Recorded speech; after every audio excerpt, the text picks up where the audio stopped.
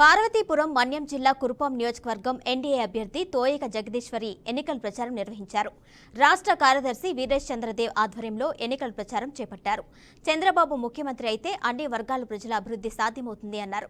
చంద్రబాబు అధికారం చేపట్టిన తర్వాత ఐటీడీఏ పరిధిలో ఉన్న ఖాళీల భర్తీని పూర్తి చేసి నిరుద్యోగ యువతకు ఉద్యోగావకాశాలు కల్పిస్తామని తోయక జగదీశ్వరి భరోసా ఇచ్చారు. గిరిజన ప్రాంతాల్లో డోలీ కష్టాలు లేకుండా రోడ్ల సౌకర్యం కల్పిస్తామన్నారు. ప్రతి గిరిశిఖర ప్రాంతాల్లో అభివృద్ధి చేసి చూపిస్తామని అన్నారు. రాష్ట్రంలో జగన్ సైకో పాలన పోయి సైకిల్ పాలన రావాలి అని అన్నారు. ఇంటింటికి తిరుగుతూ ప్రచారం చేస్తూ ఓట్లను అభ్యర్థించారు. మనల్ని మళ్ళీ మూడోసారి కూడా మోసగించడానికి మాయమాటలు చెప్పడానికి వస్తారు.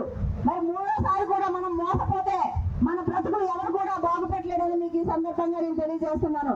ఎందుకంటే ఒకసారి కాదు 2 సార్లు అవకాశం ఇచ్చాక గిరిజన శాఖ మినిస్టర్ అయ్యారు, డిప్యూటీ సీఎం అయ్యారు, దాని తర్వాత మళ్ళీ ఎమ్మెల్యేగానే ఉన్నారు. కానీ ఒక్కరికైనా మనకి ఇక్కడ ఉన్నటువంటి మన గ్రామస్తులకి న్యాయం జరిగిందా? జరగలేదు. కాబట్టి మీరందరూ కూడా ఒక్కసారి ఆలోచించండి.